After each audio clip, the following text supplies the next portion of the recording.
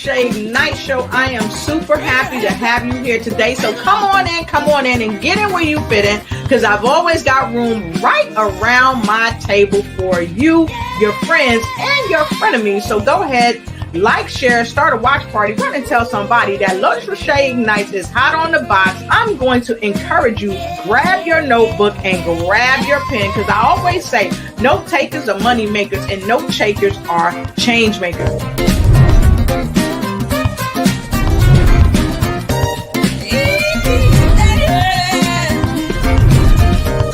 All right, it's that time to come on in to the Lotus Rashay Ignite Show.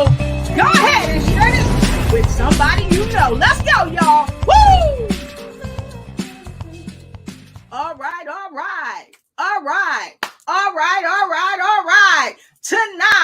Tonight, I got her by my side. Oh yeah. She's coming on in. We're talking about feelings.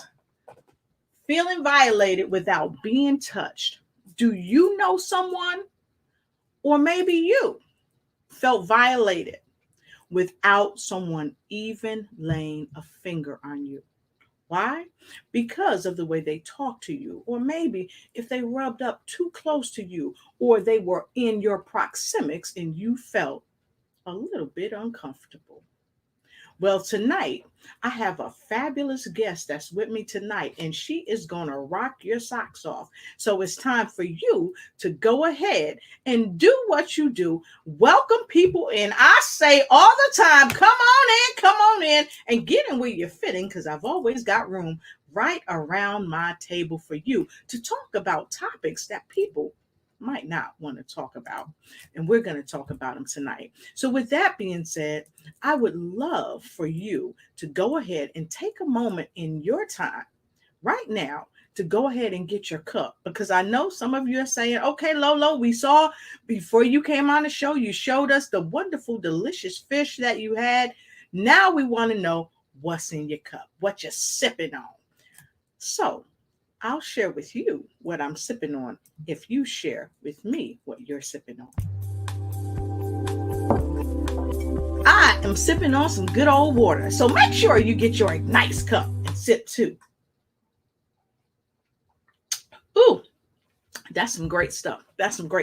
So as you come in tonight, I would love if you would please share where you're coming in from, and tag a friend, because this discussion is going to be amazingly powerful. You don't want to miss this discussion. You don't want someone that you care about to miss this discussion either. And I'm going to tell you why. The plain and simple fact is that people all around the world really have been witness to what we're talking about tonight. And so because people have been a witness to what we're talking about tonight, you want to make sure that you are here with us and you are part of the conversation, because let's face it, if you don't talk about it, if we don't talk about it, who's going to talk about it? I don't know. Who's going to talk about it? Are you going to just continue to let this topic just skirt on by without even going there?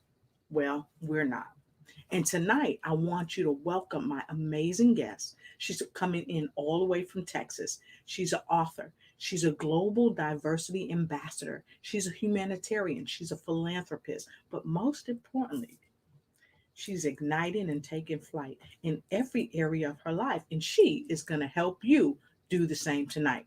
So with no further ado, I'm going backstage and I'm going to bring her up to you. But before I do that, I want you to give her some L's. Put some L's in the comment block below. Show the sister some love before she ever even comes to the platform. And I'll give you and friends and tag somebody. Let us know who you're tagging. You got 30 seconds before we get hot on the box. We'll be right back. It's time for you to tag. Go ahead and brag on the Lotus Rashay Ignite Show. Come on in and get in where you fit in, because I've got Dr. Sabina Singh on the box tonight, and we want you to treat her right. So come on in and tag a friend. All right. right, all right, all right, all right, all right, all right, all right, all right. That's right. I said it. And so because I said it, it is what it is. And you going to get in where you fit in. And we going to bring her on in. So with no further ado, I want to welcome you to the show. I want to say to you, make sure that you share this broadcast with someone else that needs to hear this, that knows beyond knowing, and you know beyond knowing that someone else needs to hear this besides you. Okay, so come on in and get in where you fit in, and we will start the show in one moment.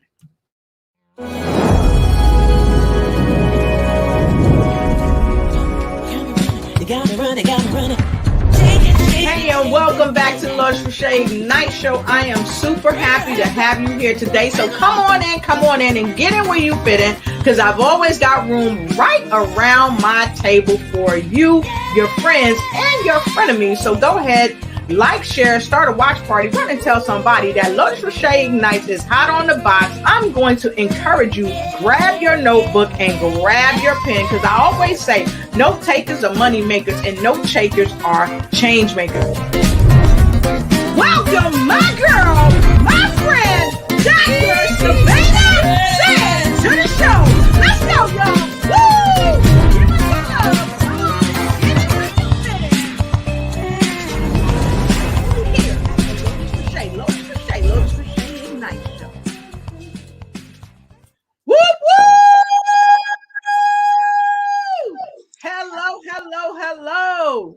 Hello, Lotus. How are you? How are you doing? I'm doing magnificent. If I was any better, there'd be two of me telling two of you, whoop whoop, the same thing. So That is good. happy that you are here. I know you were trying to get home through the traffic, so you made it. You made it safe. So thank God for that. And you are with us tonight. So I've shared a little bit about you, who you are, and what you do. But I really would love if you would share more with us about who you are and what you do. Absolutely. So, first of all, let me apologize to the listeners for being a bit late. I got stuck in Houston traffic, so my apologies. Um, so a little bit about me. You can tell from my accent that I'm a Caribbean girl. So I was born in an island called Trinidad and Tobago. I've had the privilege of living across multiple continents in the world in the last 20 years. I'm a mother of two teenage boys, well, young adults actually. Um, I'm a philanthropist, like Lotus said. I do a lot of work out in Africa and India and the Caribbean as well. I believe it's so important when you're in a position of privilege that that privilege comes with power, and that power gives you a sense of responsibility. So it is so important to give back and contribute to helping others that are coming along the way. And for me, it's not just about my professional accomplishments. It's also about touching lives and transforming lives, because there are so many less fortunate people than us in the world out there. And, if you can touch one life at a time, you're making a difference. It is so important to understand that it does not have to be a very huge effort. Giving starts with just one act. And, I Lotus, you're touching so many lives with your show. I try to join as often as I can, and you're doing amazing work. You're just spreading so many messages. I love your food. You almost make me feel hungry. You're an amazing cook. So, yeah, I just want to say that that's a little bit about me. I'm not sure what else you shared with them, but please feel free to jump in and ask me anything else. All right, fantastic. So look, folks, she's being look, this lady is like off the chain dynamic. She's been to the show before. She came, she saw, she blew up the stage, and she's back again. And I am so happy to have her here, because every time she comes, she brings nothing but value and love to the world and for the world. So I'm super happy to have you back on the show again, because God only knows just how much we need you here. And you've got an amazing son too. So we're going to share some stuff about your son later on during the show. But for the most part, folks, You are going to have a great time. So please, when you come in, go ahead, like, share, start a watch party, like, share, start a watch party, and go ahead and tag somebody. And when they come in, you tell them, come on in and share with a friend. And so we always do double duty. So what we're going to do before we get hot, hot, hot, and make that seat hot, hot, hot, we're going to go ahead and take our phones too and share and ask you to share too. We'll be right back. It's time to share. You see that she was here in January, and now Dr. Sabita Singh is back with us, and it's about to get hot. Let's go. Tag a friend. Hey, come on in. Woo! All right, all right. Yeah. See, she was here with us before, and she rocked the house, and she's going to rock the house tonight. So as you come in, we see you. Hi there, Phyllis from North Carolina. Oh, VA in the house. VA in the house. Go ahead. All right, Angie from DC, we happy to have you here. And we see the rest of y'all streaming in, so come on and stream in. And so all I always say is get your notepad and get your pen and come on in.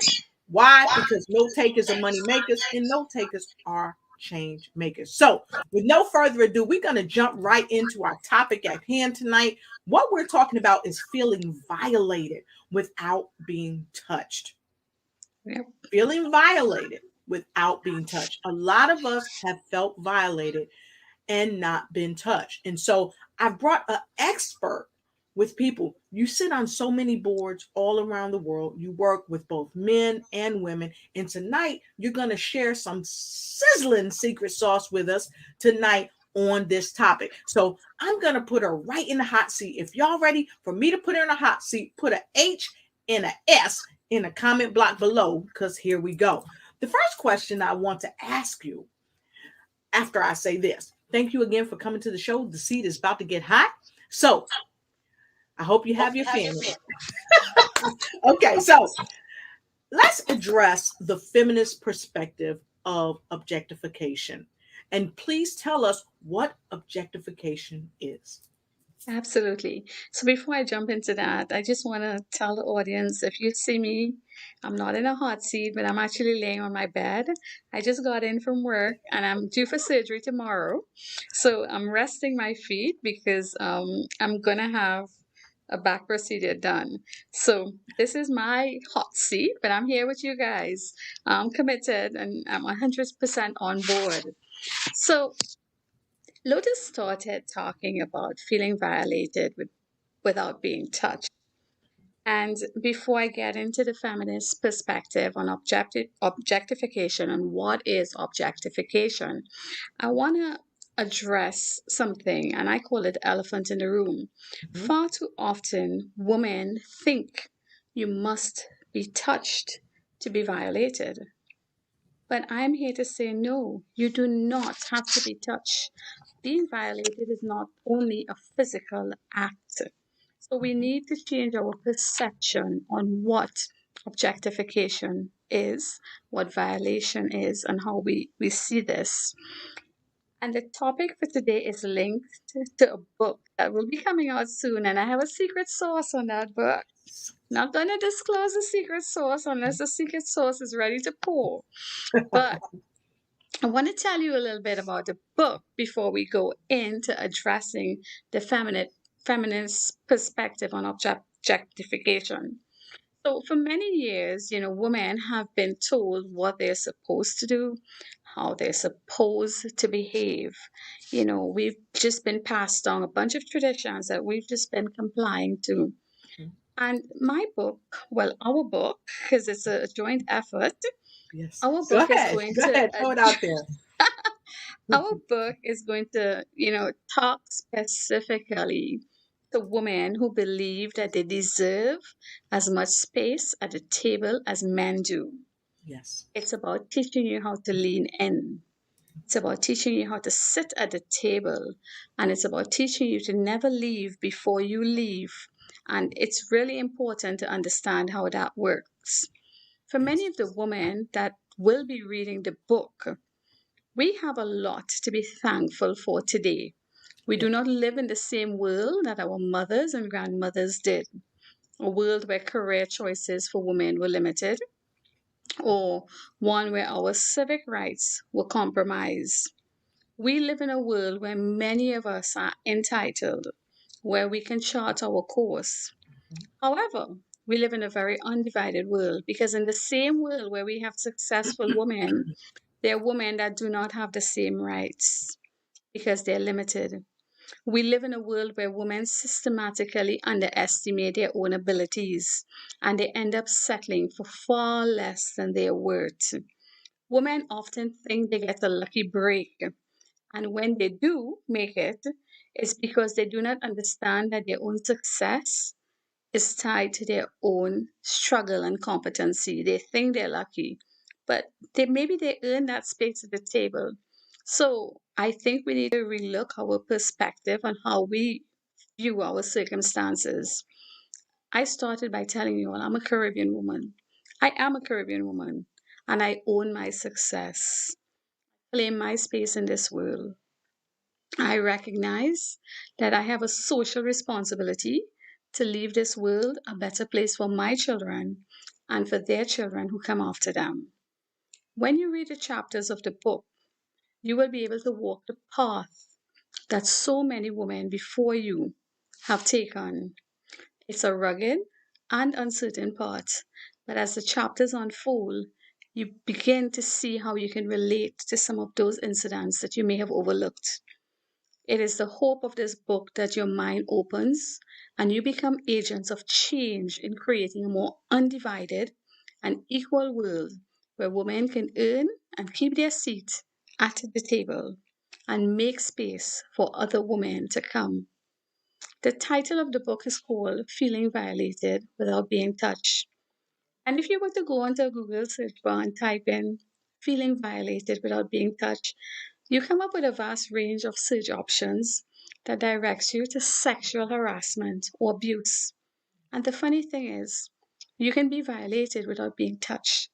So the thought of abuse is always tied to a physical behavior or outcome.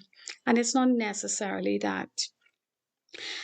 Uh, you know, and when we talk about this, you start to wonder, how am I being violated? What are the ways I can be violated? And in the book, you go through a number of examples, and some of them is a lot of real life case scenarios. I particularly talk about one that had experienced not too long ago, and that is the one that prompted me to come together with women that are like-minded to come up with this book. So I'm not going to talk too much about the book because I want you all to really, open your appetite. But I'll go back to what Lotus asked me about objectification, the feminist perspective. So objectification is a notion that is central to feminist theory. It is defined as seeing or treating a person, usually a woman, as an object. Far too often, women are seen as objects. And there are a number of studies and scholastic papers of research written on this.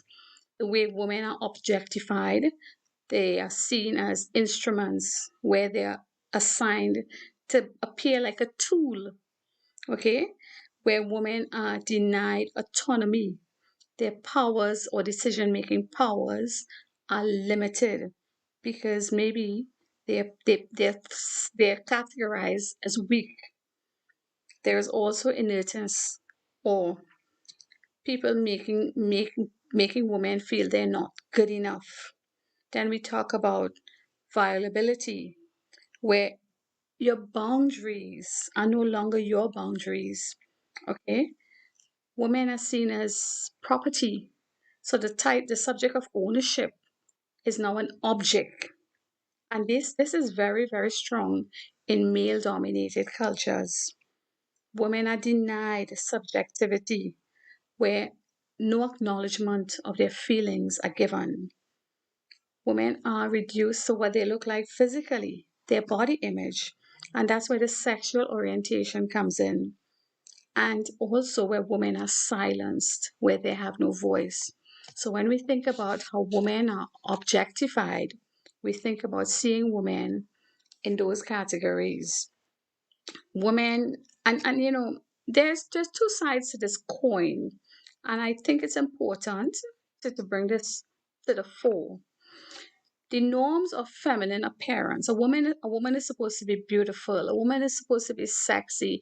We see a lot of bullying and fat shaming, and people are women in particular are always so conscious about their appearance. For example, before I jumped on the show, I'd rushed out of traffic. I told Lotus, "Let me go fix my face," right?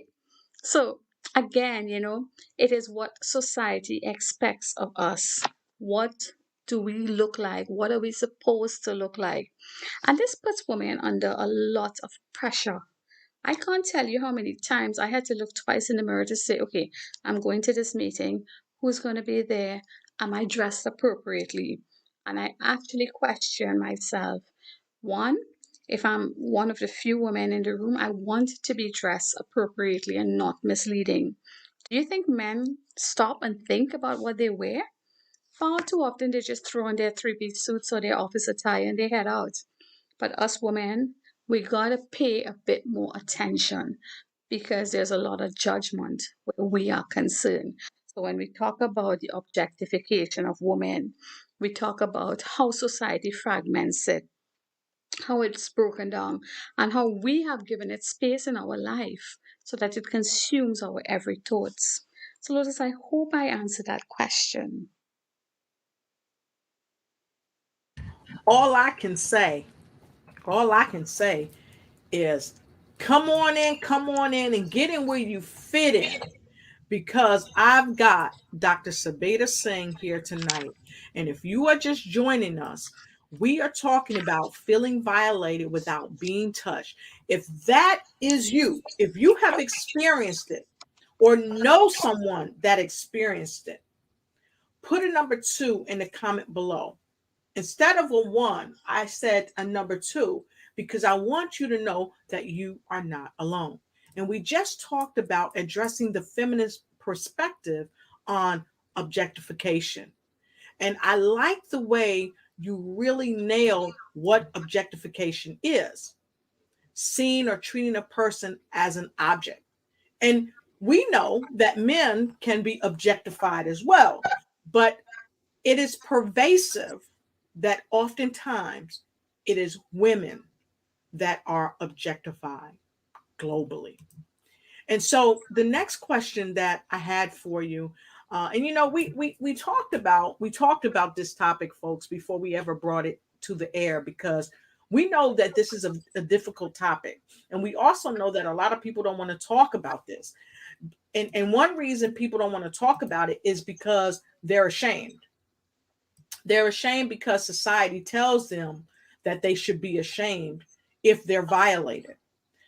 Instead of looking at the violator and calling them to the carpet, we call the one who has been violated to the carpet. And oftentimes, even in a job setting, that person will lose their job before the person who has violated them is out the door. And there are Absolutely. statistics that prove this.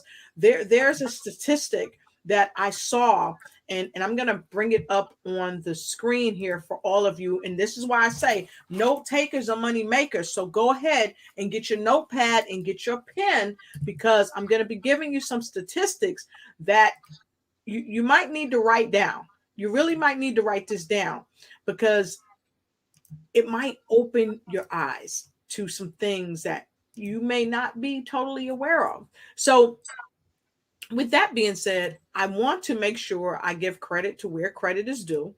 This is an article, and I'm going to uh, do a couple of quick things so you guys can see this article instead of it being on a split screen for you. Um, this is an article that I read, and this is the credit that we're giving. The article that I read Hey Lotus, from can you make it a bit NPR. bigger? Say again.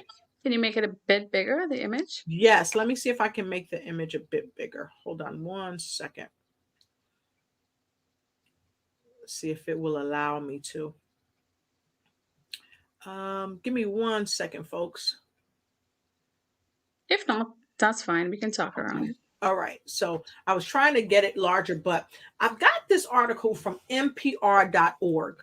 Okay. And if you follow NPR, I've been following NPR News for many, many years.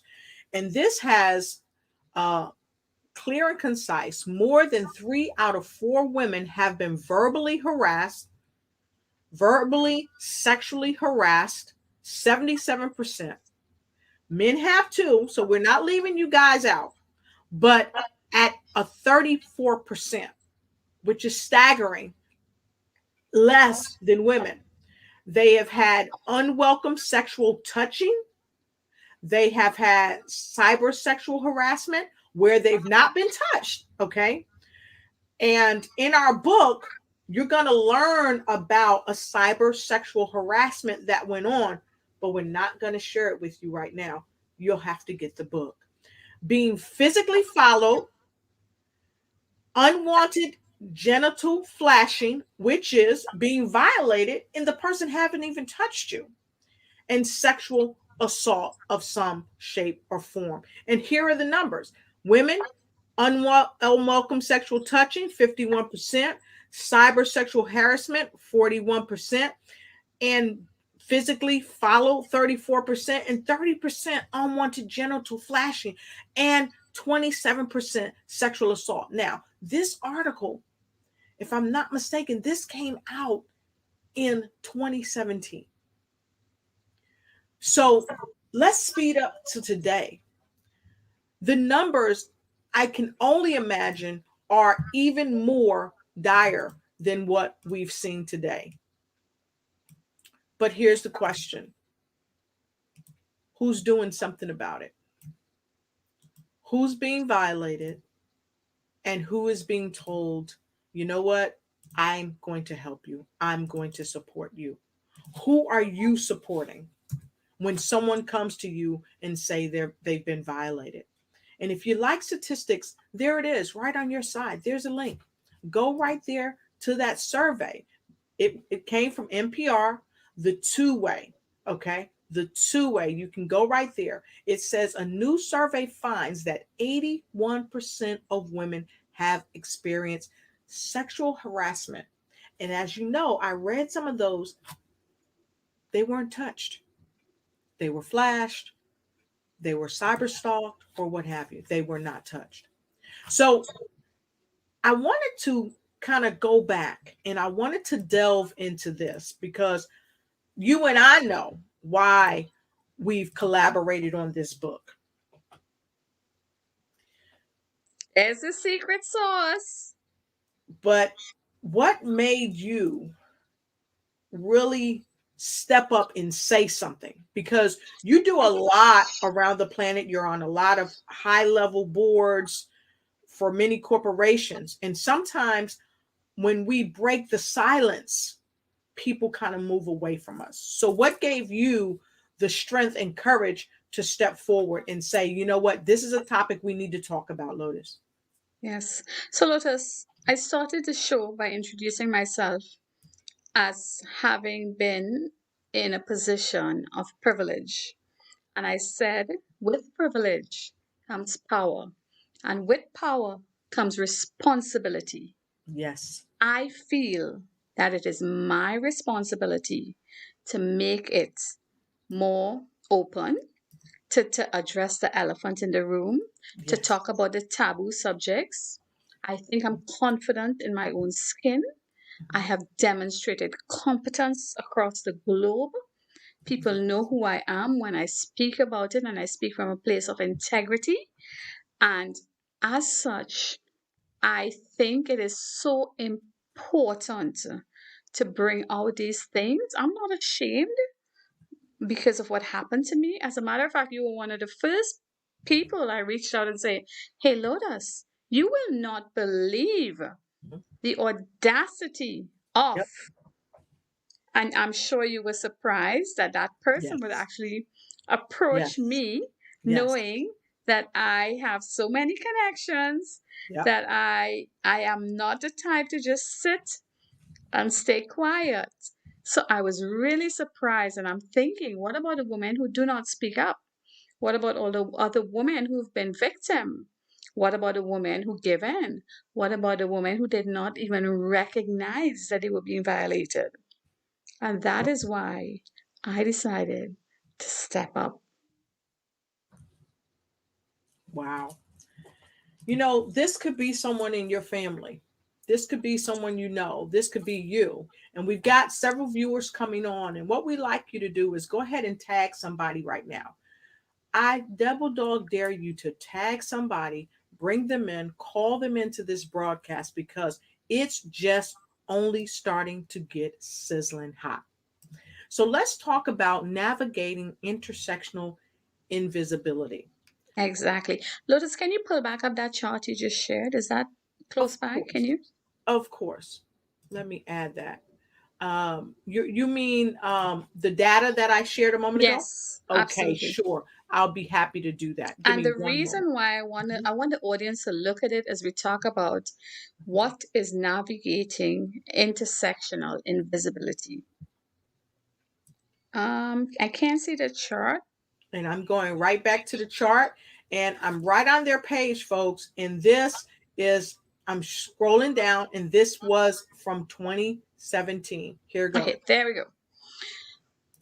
This is good data. So I always say data is statistics. It's like a Yes. woman's bikini. It shows a lot, but it conceals what is vital. Yes. So, what is missing from this data? What does this data does not tell me?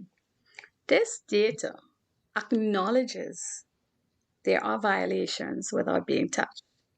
What the data doesn't tell me is about intersectional invisibility, where women are made to feel physically visible. People see me, they say, Yes. hey, we got to have equal employment. We got to promote more women. Let's put some more women on the head count. Let's elevate them into leadership. Let's bring female visible leadership across our boards because that Yes. is what society is asking for. That is what we are being judged on by having women at the table because of diversity.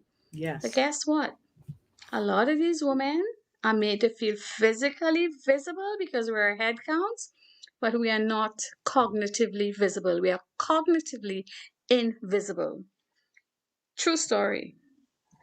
I knew a Black woman who was very competent for a promotion, and she would have been the best choice for the job. But guess what? She was nowhere near the radar for that promotion. Was it because she's Black? Was it because she's a woman? Or was it because, guess what? She's a combination of being woman and being Black. Your guess is as good as mine, but she's not the only woman that has undergone that experience.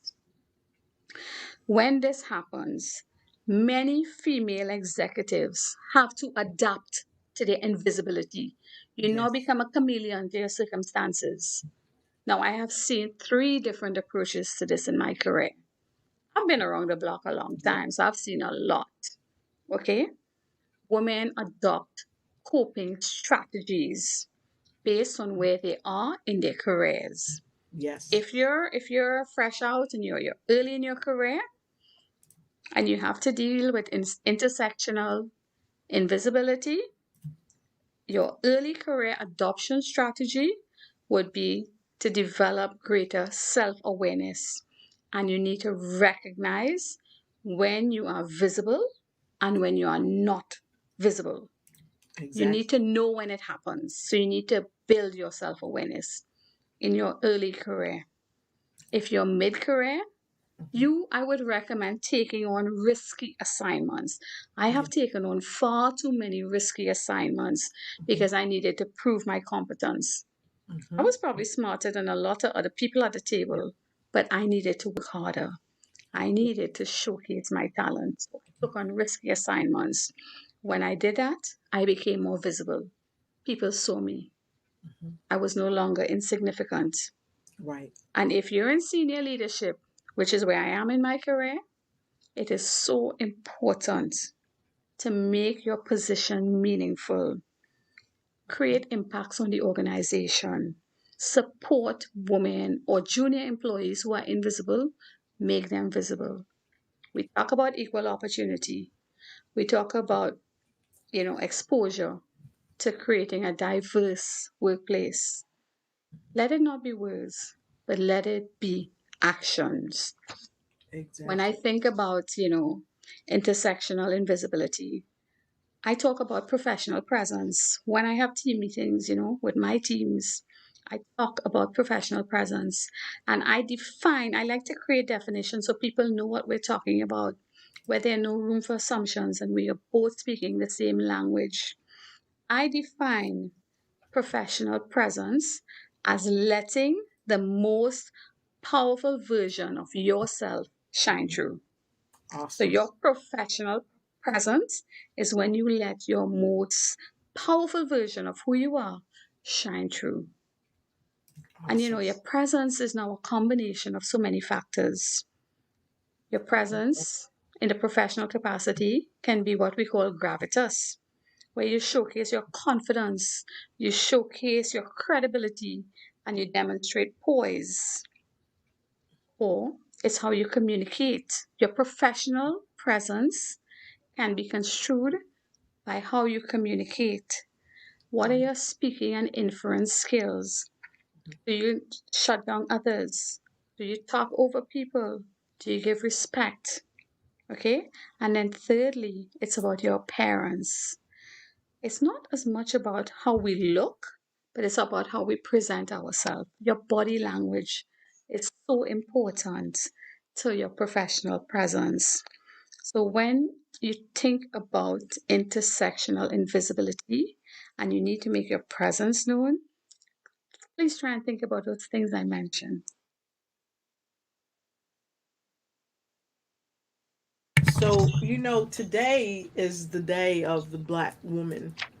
And I posted something to my page earlier where I talked about Black women not getting paid as much as their counterparts. And I'm going to visit that a little bit later. But before we visit that, I'm going to go to our next question. We're going to take a quick break and then we're going to come back and we're going right to you, our audience, because we want to say hello. We want to know where you're coming in from. So if you haven't tagged anybody, go ahead and tag someone. And if you have tagged somebody, I saw one of our guests already put the name of the person that they tagged in. So, question number 3, and I want each and every one of you in the listening audience to answer this question. Answer this in the comment. Things men don't realize they are doing that violate women without touching them. I want you guys to look at that because here's the thing, it happens. Women, we also violate. It happens. So the question becomes, are we paying attention to that? Are we paying attention? Here's an article right here that I want to share with you all. This article is an article that came from here. Let me go back in. Let me go back up because I have this mentioned and I want you guys to see this. This came from the United Nations News. And it says hundreds of millions of women living lives governed by others, UN report. And it shows here in this article, I want you to see it, the fact that nearly half of women still cannot make their own decisions about whether or not to have sex, use contraception, or seek health care should outrage us all, according to Natalie Kanem. UNFPA. She's the executive director. And she said this in a news release announcing the findings that many women still today in various countries, we're stripped of our rights. And so you don't have to touch us to hurt us. And it says right here, almost half of women in some 57 countries do not have the power to make choices over their health care, contraception, sex lives, or what have you. And this was launched on Wednesday. So, April 14th, 2021. It's only a few months ago. So the question becomes, what are we doing to make a change?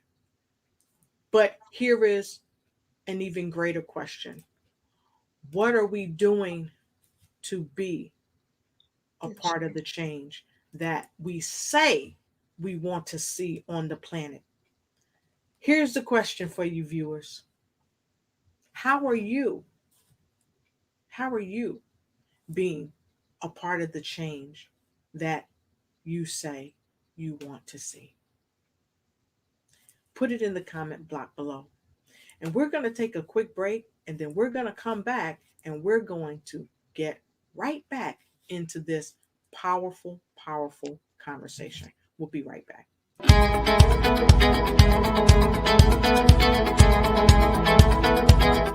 I had the opportunity to work with Lotus Richey and her team to create a promo video for my business.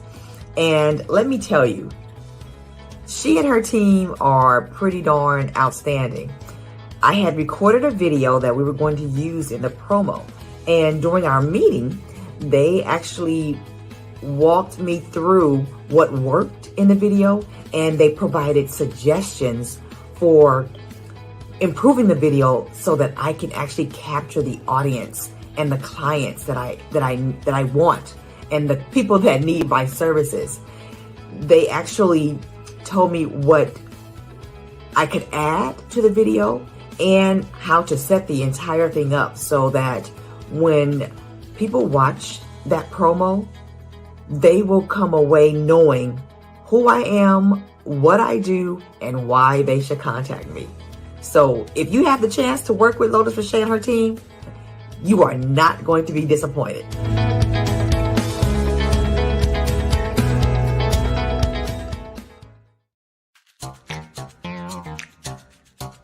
You ready? You got me running, you got me running, got me running. Shake it, shake it, shake it, baby. Raise your hands up. Raise them up.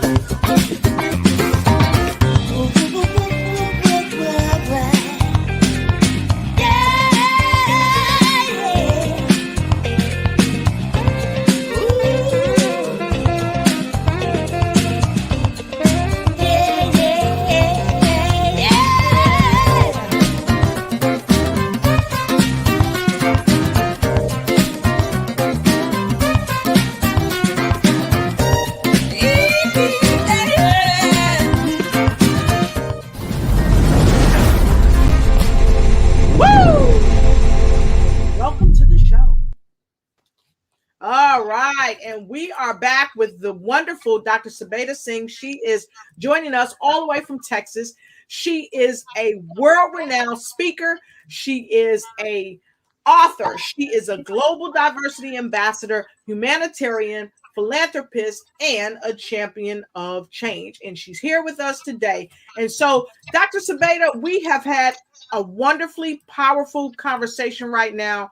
We've given some great value to our guests, and guess what? Our viewers are giving great value to us. So again, we want to say hello to Angela Elting from Washington, D.C. We're happy to have you here, as well as Phyllis Weaver from Virginia. And of course, they were giving you some loves and hugs. And we have Miss Yvonne McDonald. She is here.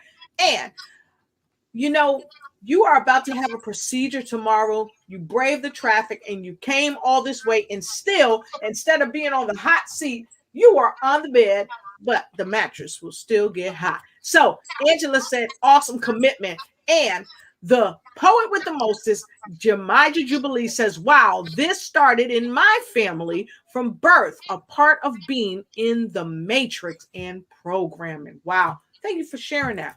And of course, I wanted people to put that too in there to let you know that you are not alone. So thank you, Miss Yvonne McDonald, for sharing that. And Miss Jemija Jubilee says, I was told using biblical scripture that a woman's hair is her glory. And when I got my hair cut, I had hell to pay in my family. So who else do we have, Dr. Subeda? We got Tina Azal, and she's saying good evening. Tina, where are you coming in from? All right. Who else do we have, Dr. Subeda? Oh my God, Mr. Unstoppable self. Terrence, what are your thoughts on our topic? Yes, yes. And he says, hey, it's an unstoppable day. Good to see you ladies tackling this difficult topic. Very relevant in the news today. And yes, it is. And thank you. From a male's perspective, we like you to weigh in on this conversation. So please put your comment in the comment bar. We'd like to bring your comment up to the screen. And so Angela says, have to break the silence. Yes, we do. And what does Jemima say, Sabeda? She got genitalia flashing from her first year in college in the Greyhound bus station and on her way back to her hometown. She was only 18 years old. Wow. Wow.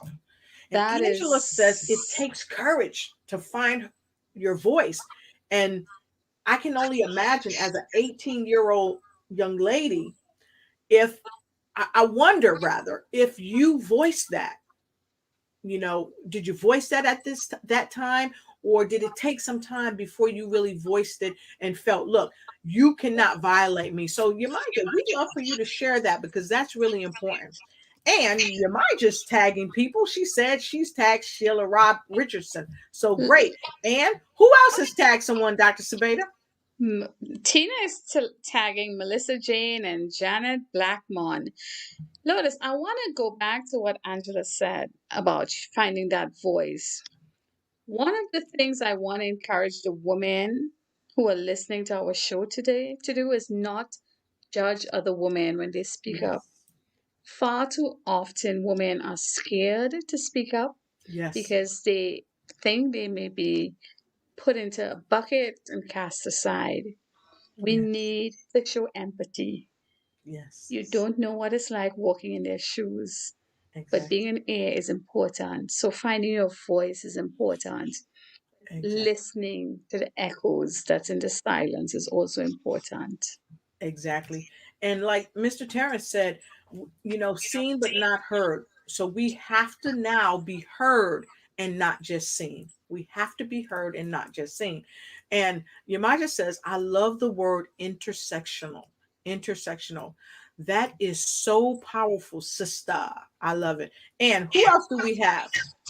We got Selena, and she's talking about unlocking, unveiling, and unleashing our authentic voice. So spot on, Selena. Yes. And Miss Tina says we have to stand up for my friends and my friends as well, and friends as well. So she also said, I can remember something as way back as middle school when a male teacher asked a friend to stay back while the class moved on. She asked me to stay with her, and I did. I can't imagine what could have happened. Of course, the teacher didn't like it that I was accompanying her. Wow. And what does Dr. Selena Pinashimo have to say? Transition into the clarity of our worth, value, and inner gifts. And I think that's where our confidence comes in, right? Awesome. Understanding who we are, Tina. And thank you for coming in from Fort Lauderdale. Yes. So Phyllis is raising a really good point here. She has spoken up. And people accuse her of lying. So, Phyllis, one of the things I will say to you is there's nothing like the documented word. Try to get any advances made towards you in writing. Yes. You would be surprised that people who are unaware of what they're doing will be foolish enough to put it in writing. Exactly. Exactly. I love that. So we're going to get right back in to our next question of the night. And for those of you that's just joining us, I have the honor and the pleasure to have my friend, Dr. Sabita Singh, here all the way from Texas. And we are talking about feeling violated without being touched. And look, we're almost at the top of the hour. I can't believe it. So we got so much more. Oh my God, girl. So I want to ask, what is professional presence? So professional presence, and I think we talked a little bit about that a bit earlier, is when you stand up and you speak your voice. And I think once you could command who you are and assert yourself from how you look, the way you behave, the way you conduct yourself, that ability to set your position demands authority. So, I have seen, and I call it the giddy head syndrome. I have seen where comments are made, and people just laugh it off because it's sensitive, and they don't want to appear offensive or rude, and they laugh it off and shrug it off. But my approach to this is address it, recognize it, and say no. Stamp it out. That way, you bring awareness to what's going on. Before we went to the break, Lotus, you asked a really important question. And I know Mr. Unstoppable is here. So I would love for him to chime in. You talked about, what are those things that men do that they don't even realize they're doing? And it's violating us women. I want to just bring a few of those things to the table. Far too often, men will say something like, "Hey, good work. I did not expect a girl to be so good at this." Have you heard that before, Lotus? I can't hear you. Yes, in fact, I was passed over for a position when I worked for the state. I had completed the test, went to the interview for my next level to be a lieutenant, and I was told by my captain that I was selected. I was going to be pinned and graduate to the lieutenant's position. And then he came back and said they were going to promote this other person because they needed another man down there in the dorms. Well, guess what? This man was in the dorm one night.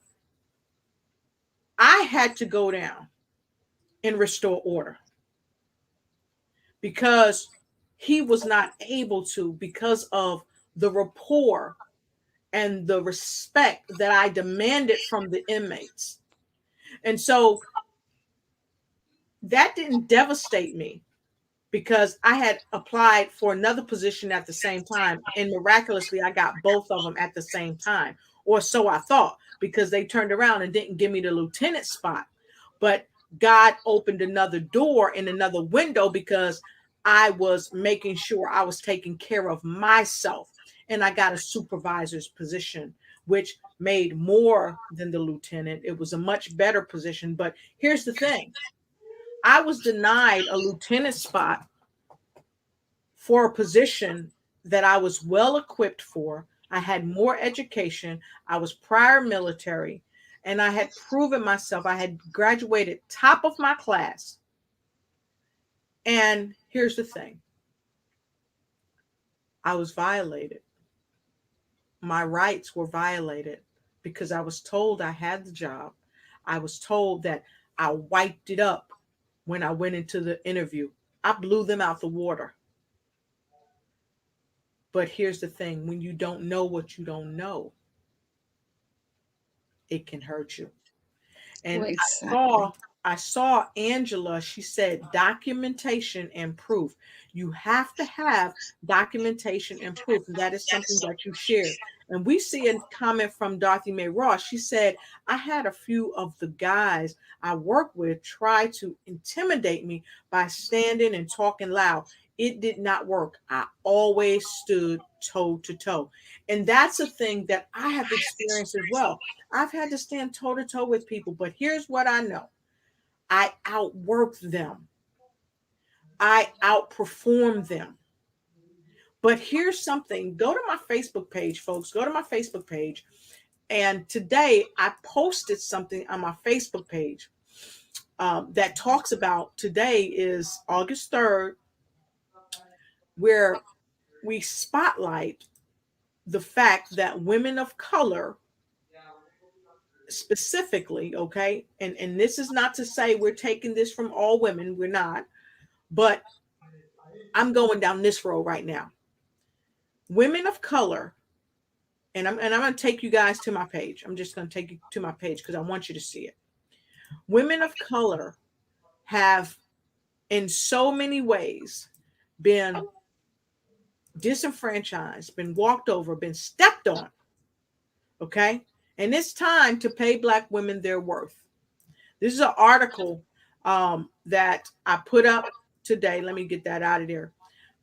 Because our wonderful actress, she is one of the top actresses on the planet, Miss Viola Davis. She shared some staggering concepts with us. She's a world renowned actress, and she still has to play second fiddle to white women and to white men. Did you know that globally, this is knowledge, that the spotlight today, I'm going to read it right here. Spotlight the additional 214 days Black women must work to catch up with the earnings of white, non Hispanic men earned last year. What they earned, we're still playing catch up. What a travesty that Black women have to work 579 days to make what white men do in 360 days. And you know why I brought that up? Because I said I had to work harder. But I worked hard. I paid my dues. I I I I I crashed and I crushed the interview. I did better than anybody. And they still said, "You got it, but because we need another male, we need a male. We're going to give it to him." So I double dog dare you to go to my page, look at what I wrote, look at the statistical data, look at the links, and then listen to this from Viola Davis. Because guess what? Even at her level as an actress, she is still being violated without being touched. So thank you for sharing that, Lotus. And I think that's really important to recognize when you're violated. And I think now more and more companies are working, and I touch now on the organizational perspective. One of the things you can do as an organization is add transparency and have a commitment organizational wide to the equity when it comes to paycheck, because we talked about earning capacity. So transparency and organizational commitment is important. You need the board of directors to buy in. You need your leadership team. You need visible leadership to buy in. So transparency, organizational commitment towards equity at the paycheck level is important. Secondly, as an organization, to stamp out your unfortunate experience, and not just yours, all the other women that have experienced it, we need to reaffirm that everyone will have an equal opportunity to be recognized. It is so important. And many times in the workplace, you will hear your male counterparts using a term, and we talk about what are they doing, and then it's not obvious. When they use the term man up, what does that mean? What does the term man up mean? So when we talk about that equal opportunity to be recognized, we have to look at abandoning some of the jargon that we've gotten accustomed to using in the workplace. Because when you say man up, you're making it appear as the women are weak. We got to be Exactly. careful of the words we choose when we're in an organizational setting. And it starts with a culture of inclusion at the organizational level. Right. Another thing the organization can do is continuous workplace training on ethical boundaries. Remember, a workplace is made up of many different moving parts. It's a complex organism where you have people of multiple backgrounds coming together towards working in a common setting. But everybody's background, their morals and their ethics may be very different. What is okay in your family may not be okay in mine. Exactly. Boundaries that are allowed in your family may not be allowed in mine. So we need to be mindful about what the workplace culture and boundaries should be. An organization needs to focus on the Dove model. When we talk about the Dove model, we talk about what is the desire to change. What are the opportunities you're creating? What are the value system you want within your culture model? And how are you educating your staff towards the change you want? So it is so important to focus on all of these facets. I work in an organization where we have the Workplace Harassment Act posted on every wall. We are not hiding from it. We are saying, hey, this is how workplace harassment happens. Mhm. You can be violated without being touched. Speak up, speak out. It is not okay to stay silent. I love it. I love it. And so I wanted to move back to something you said because I think this is really important. We must have equity when it comes to paychecks. A lot of times women are paid grossly less than what men are paid, and we are doing the same job and in many cases a better job. But because the good old boy system still works, and let's face it, our black or melanated brothers, they are part of a fragment of that good old boy system because Boys they Club. go into the system and they make more money too. But the problem is they don't say anything about it. They don't ask the question because now they're making the money, so it's not important. And sometimes they feel like, well, she don't need to be doing this job anyway because this is a male-dominated space. Oh, you got to man up, put your big girl panties on. Those are the things that we hear, but yet they go home to their significant others or their wives or whomever, and they never once think that that could be your mother, that could be your daughter, that could be your spouse, that could be your sister in the same place where that woman is on the same job with you, getting less pay and doing more work, and sometimes doing it better than you are. Absolutely. Yet And she's got thank to you for fight. calling that out. And let's not even talk about our Caucasian counterpart, the females. Let's not even talk about them. Let's take them off the table for now. Let's talk about women of color. I've showed you the numbers. They're staggering. And this continues to happen. So we need our brother counterparts to stand up and say something. We need our sisters to stand up and say something. We need our co-workers who may not look like us, who may not be from the same place we are. When you see the inequality, stand up and say something. Because a lot of times when people stand up and say something about the inequality that they're facing, they typically are standing alone.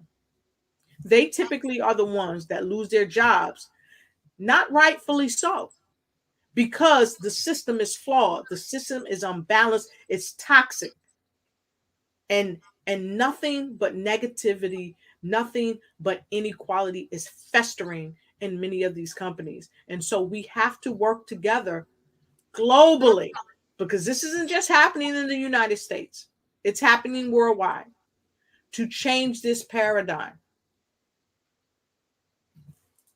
Because a lot of these things have actually been grandfathered. Period. And so Tina says, wow, you made more than the lieutenant. God had other plans. Yes, I did make Amen. more than the lieutenant. Had a better job, came out of that uniform. And I mean, I really did some amazing things. So thank you, Tina. And so, Dr. Sabeda, let's go ahead and read what Dorothy Mae Ross is saying. And then we're going to take a quick break, folks. And then we're going to come back for our final words of wisdom for this evening. Dr. Sabeda? So, Dorothy, you had that happen to you and the job was given to someone you train. It hurt, but it was okay. I was glad I didn't get the job late in my career. You got something better. So you trusted your journey. You trusted the path.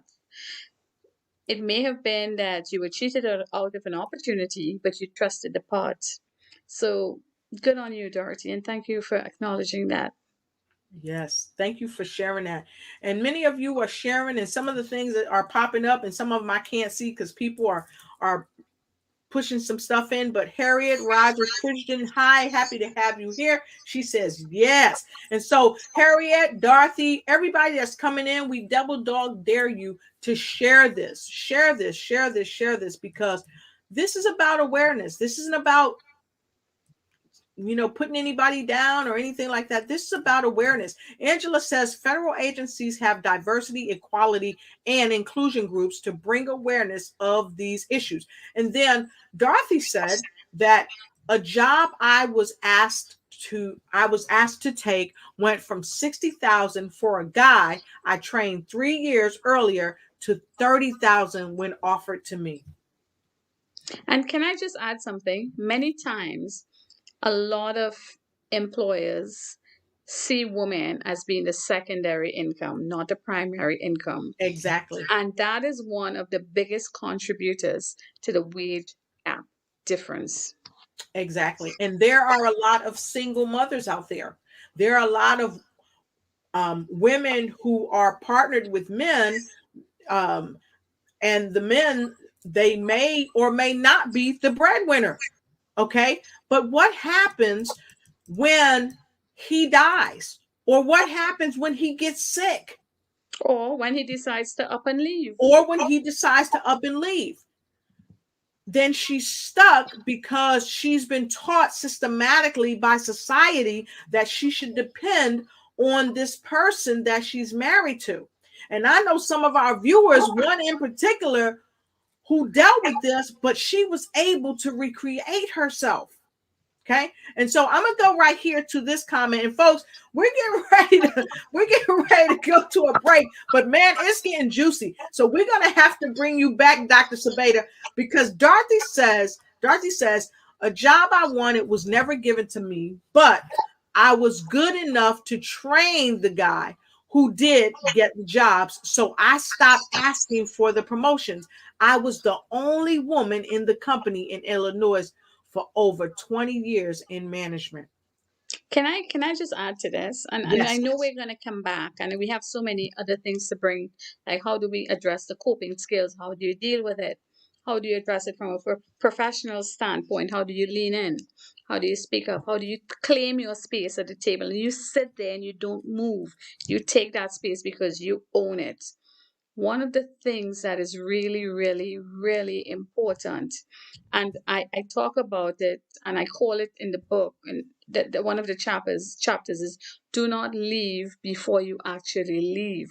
There was a particular instance where a young female, mid-career professional, she was about to get married, and her supervisor asked her, will you be starting your family? Should I be having a succession planning in place? Should I start training someone up? Because it is the assumption that if you start your family, you're going to leave. And mentally, she kind of laid back and said, okay, maybe, I need to start stepping back and letting someone else in. So what she did is she actually left the room before she left the room. Right. You don't do that. You don't leave the room before you actually leave the room. You stay committed. You show your competence. I worked up until the 99th hour of my pregnancy. I drove myself to the hospital for my delivery. I pushed the buttons because it's a pregnancy. Unless something is really wrong with you, you don't have to leave until you really need to leave. Yep. That's awesome. Don't leave until you need to leave. Okay. So don't leave until you really need to leave. Yep. And another way it can manifest itself, Lotus, is, for example, if you're having a hard time at work and your boss is victimizing you mentally, you start stepping away. You start your quality of your work is compromised because it's mentally affecting you. And this is a reflection of you. So I always tell my staff, show me your work. Your quality of your work is a reflection of you. So when your boss gets into your head, or your supervisor or your co-worker intimidates you, so much so that the quality of your work is impacted and it drops, you are leaving before you actually leave. You're opening the door for them and saying, hey, kick me out. Yep. And so here's the thing. I've been there. I've played all the cards. I've played all the games. I know how it goes. But don't leave until you need to leave. Don't leave without a plan. Don't leave without a plan that you're already executing. That you're already executing. So go from the something that you have to the something that you're creating. Ergo, start your own business. Do something that if your company closes on you today or tomorrow, you're already making a living somewhere else. The top billionaires on the planet will say to you that you need, count them, at least 8 streams of income or more. So while you work in this job for someone else, you need to have something, a company that you can call your own. Even if you're an affiliate for a company, you need to have your own business that has your name on it. Because here's the thing, if you can go like I did, and I worked for Kodak, University of Phoenix, QTS, all these high profile companies. I worked for some low profile companies, which really kind of are high, Wendy's, stuff like that. I did the Moonlight and I did all that. If you can go and work 40 hours, 80 hours, 90 hours, 100 hours a week, and I've done all of the ones that I just shared, you can do it for yourself. Find your niche. Find what works for you as a woman. Share this with your daughters. Share this with your significant others. Share this with your sons. Share this with your brothers and your fathers. Because until people start speaking about it and taking action, nothing is going to change quickly. So with that being said, I invite you to support my broadcast. You can look down below. You can support the broadcast at lotusrochet@yahoo.com for Zelle, PayPal me at Lotus Roche Ignites Cash. And you can also support me via Cash App, because that helps me to bring phenomenal guests just like Dr. Sabita Singh here to share information with you. So I challenge you, reach out to Dr. Sabita Singh.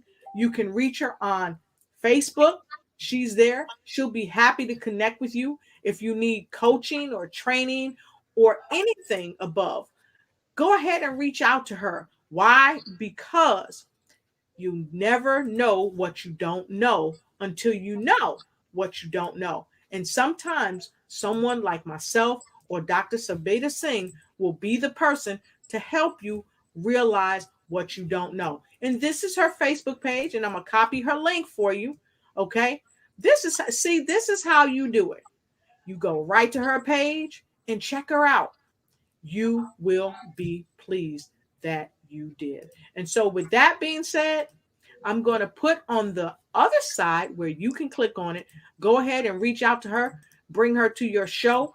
If you have a show, bring her, put her in your magazines, put her in your newspapers. If you write about powerful women, this woman right here is a powerful woman, that woman that you want to talk to, talk with, and talk about. And so I see Angie, she said, keep that control. She said, keep that negativity out. Dr. Dr. Selena Pinashimo, she said, yes, Lotus, take action. And Dorothy Mae Ross said, I got smart and stayed and used the resources of the company to start my own company. That company caused me to retire with a divine income. I would buy homes, rehab, and sell, put the money away for an early retirement. And see, because Dorothy Ross did it, because Dr. Sabita is doing it, because I'm doing it, Angie's doing it, and many of you that are out there are doing it. For those of you that's listening and you haven't taken action yet, you can do it too. And know this, above all, know this. You are not alone. No matter what someone tries to make you think, you are not alone. And so I invite you to continue to connect with me every Monday and every Tuesday, every Wednesday, and every Friday. Please make sure you connect with Dr. Sabita Singh. You will be happy you did. Bernardo Garcia, hola, my brother. He says, take action, stop the procrastination. That's what I'm talking about. And Miss Tina said, awesome, Dorothy. And so, with no further ado, we're going to take a quick break and we're coming right back to you with our final words of wisdom for the show tonight. We'll be right back. Thank you for watching the show, and be sure to follow us on Instagram. Like and share and let us know that you care. Also, let us know what other type of shows you'd like us to present just for you. Thank you.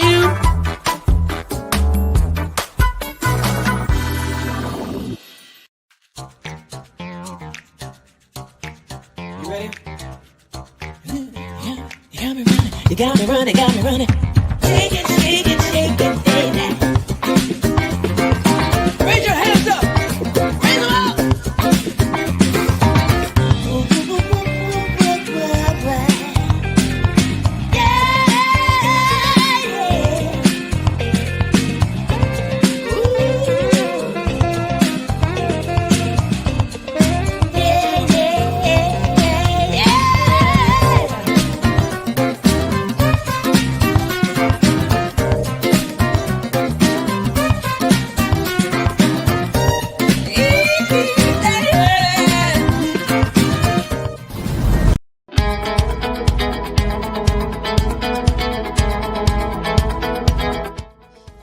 Hello, hello, hello. I just had to jump on here and say a big thank you to Dr. Lotus for taking time out to invite me on her show. And let me tell you something. She said it very clear. Ignite and take flight in every part of your life. Thank you, Dr. Lotus. I appreciate all that you have done. And hey, if you want to get noticed, you got to get with Dr. Lotus. Stay blessed, stay safe, and stay absolutely fabulous. Ciao.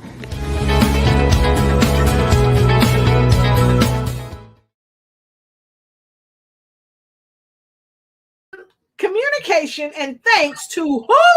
This lady right here, Dr. Sabita Singh. That's right, that's right.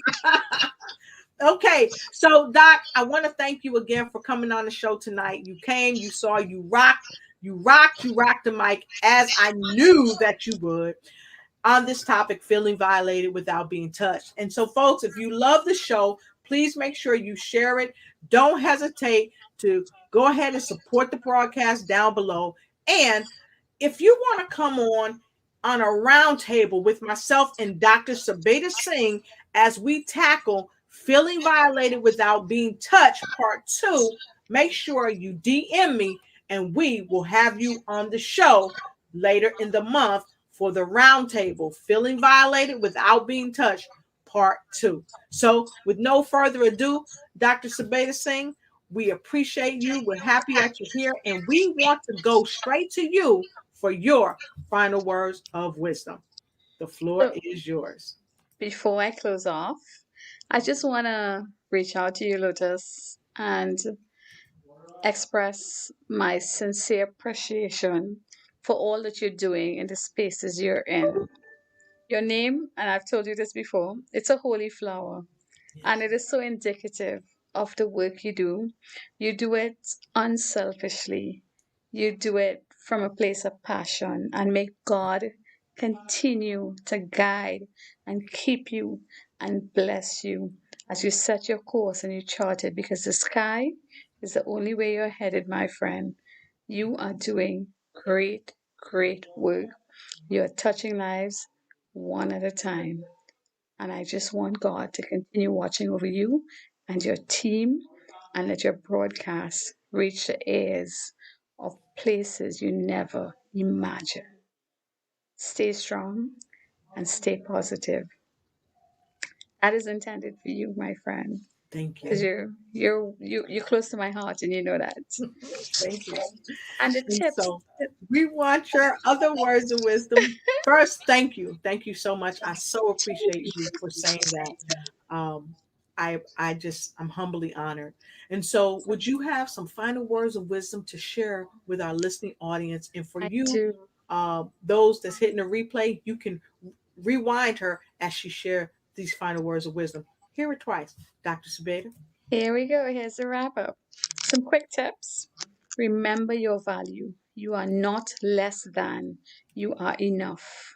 I tell myself that constantly. I am enough. Constantly tell yourself you're not less than. You are enough. Secondly, think of a person that may be intimidating you.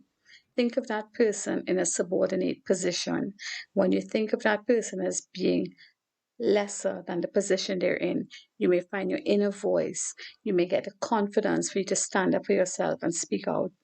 So don't let the big bear intimidate you. See them in a lower position and speak out. Learn to be assertive. It is very important that when you speak, you assert yourself. When you take a position, do not back down. If you don't stand for something, you believe in nothing. So it's important to be assertive and not back down. If you find yourself in an uncomfortable position where you are being violated, always ensure that your safety is never compromised. Have an exit plan. Do not just rush into the situation. Think through it. See the end game. When you are speaking, adjust your tone. Look at your body language. It's all well and good for us to be saying one thing, but our body language is reflecting something else. So your body language must match your tone. When you're feeling violated, you must, and that's part of your assertion. Body language and tone must not be in conflict. And finally, when you speak, do it firmly and to the point.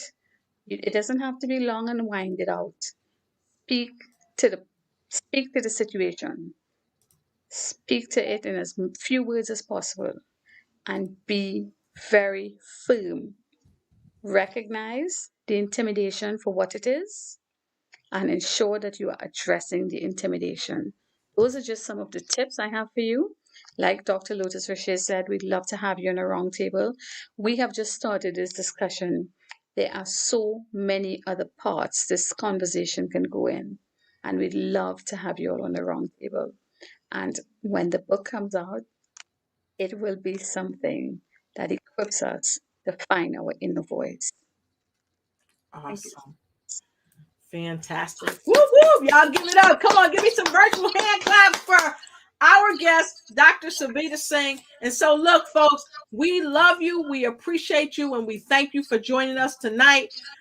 Doc, you came, you rocked, you saw it, you did your thing. And so, my final words of wisdom to all of you is listen to what she said, because what she said is right on point. We have to say what we need to say with few words. More is less. Have an exit plan and keep your body language and tone together.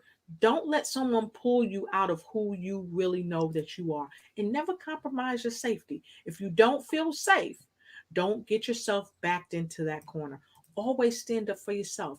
And at the end of the day, no matter what, you know you've got to find your voice. And remember, you have value. And so to all of our viewers that have joined us tonight, and those that are going to hit the replay, and those that are going to come back and see this again, we thank you, we love you, and we appreciate you. And we ask that you support this broadcast because it helps me to help ignite and take flight in not only my life, but other people's lives, so they can ignite and take flight in every area of their life. And so until we see you again, be blessed, don't stress, and don't you dare stand for no mess. Take care, and we'll see you next time. Have a good night, everyone. Bye. You ready? You got me running, got me running. Remember that you have value. Thank you, Dr. Savita Singh, for coming and sharing your light and love with the world here at the Ignite Show. And make sure you join us for the round table coming up. Looks like we're going to have Dr. Dorothy May Ross joining us for the round table. And you can too, as we discuss feeling violated without being touched. Take